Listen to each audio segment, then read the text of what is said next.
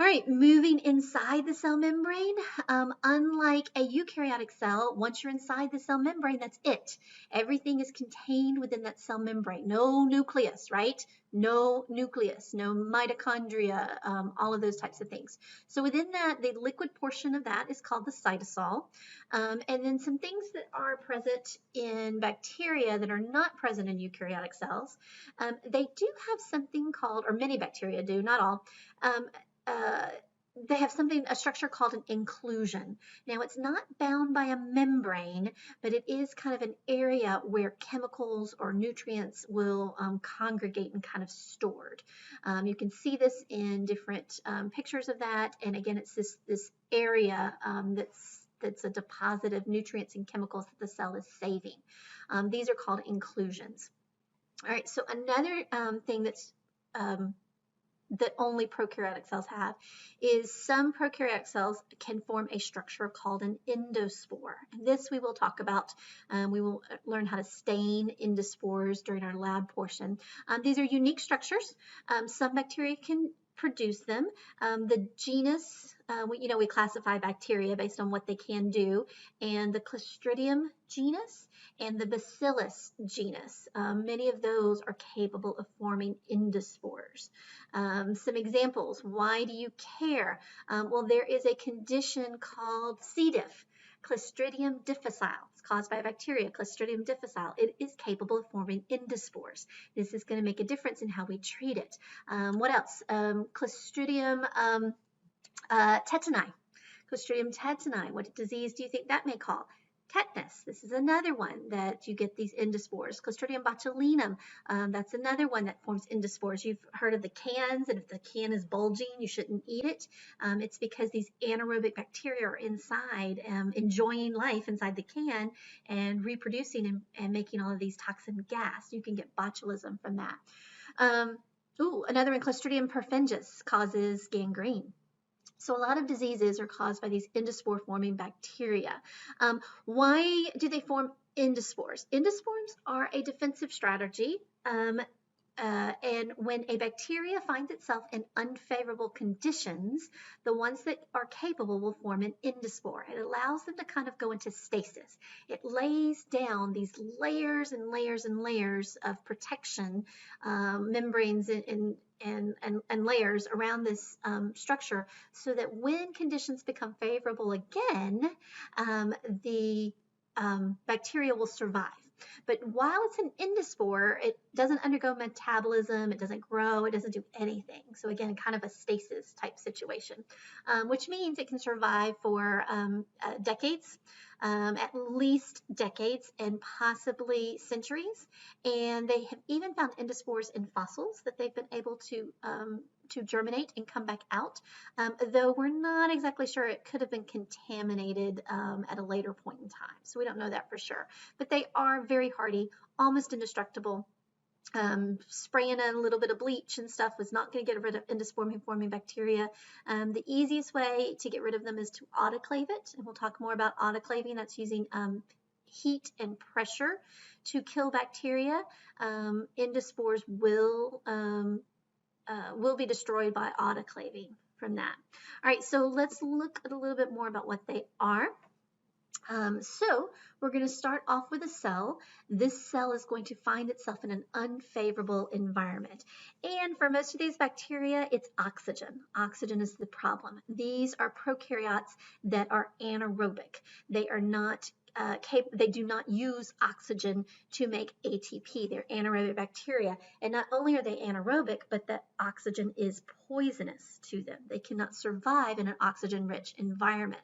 So when they find themselves in an oxygenated environment, this is an environment unfavorable to growth, they will trigger some processes that will result in endospore formation.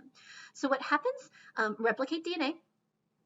This cell now is called a vegetative cell because even though it has 2 copies of the DNA, it is not reproducing. It is actually going to form one cell at the end that is protected in this endospore. So we are now referring to this as a vegetative cell because it has started endospore forming procedures. All right, DNA replicates. DNA moves to each side. You get this kind of division in between. So it invaginates, and we're forming one that's going to be designated the forespore, and this is where all the layers are going to be added on. The second set of DNA is actually going to degrade. It disintegrates from that. Lots of things happening.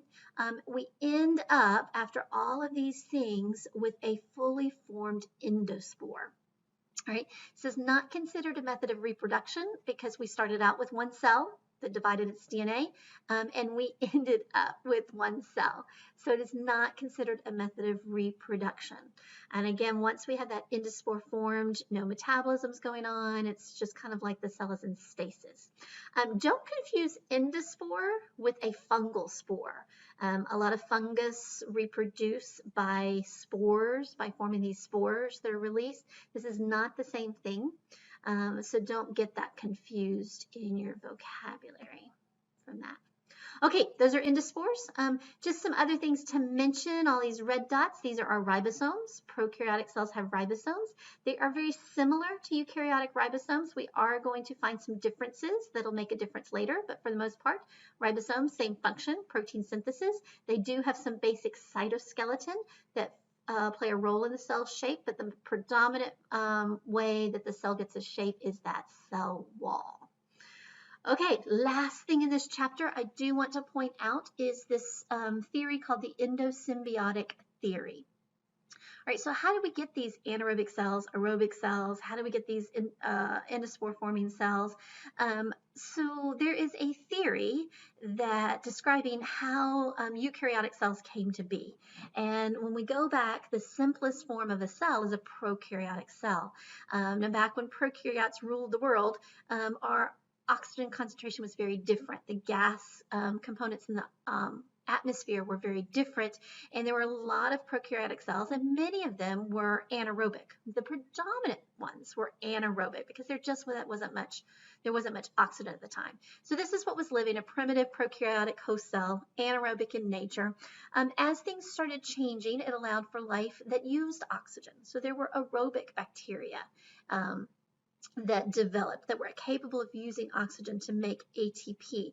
And they existed side by side for a long period of time. But over time, the oxygen requirements were getting more and more, oxygen percentages were getting more and more, and aerobic bacteria had an advantage. The aerobic bacteria were smaller at first, and some of these aerobic bacteria got swallowed up by these larger prokaryotic cells. Again, a larger cell, endocytosis takes in this aerobic bacteria, but instead of dying, the aerobic bacteria survived inside that cell and kept living, replicating, producing ATP by using oxygen. That ATP was used by the aerobic bacteria, but it also started being used by the prokaryotic, the anaerobic bacteria as well. So I have a symbiotic relationship. Two organisms living together, both benefiting. The aerobic bacteria was living in an environment where it had more protection, and in exchange, the aerobic bacteria was producing more ATP that it was sharing with these anaerobic bacteria. So that's good.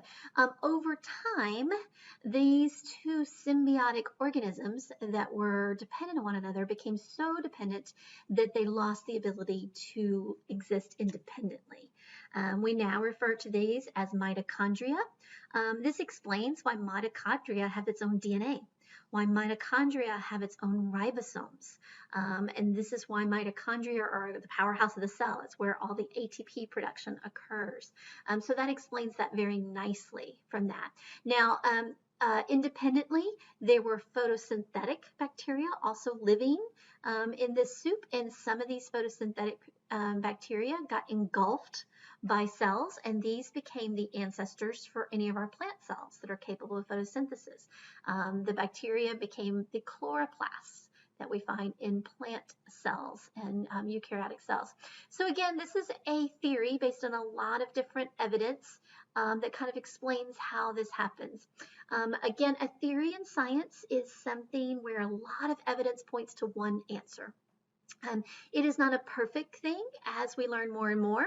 They can be revised, and the more evidence we have, the less likely it's going to be revised. There are some holes. We can't explain all of this of a formation of a eukaryotic cell based on the endosymbiotic theory.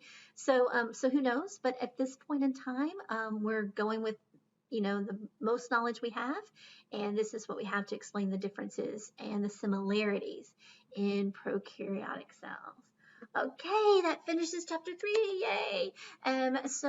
Again, get through chapter 1 and chapter 3 really quickly, and we will start metabolism, chapter 5. Thanks, guys.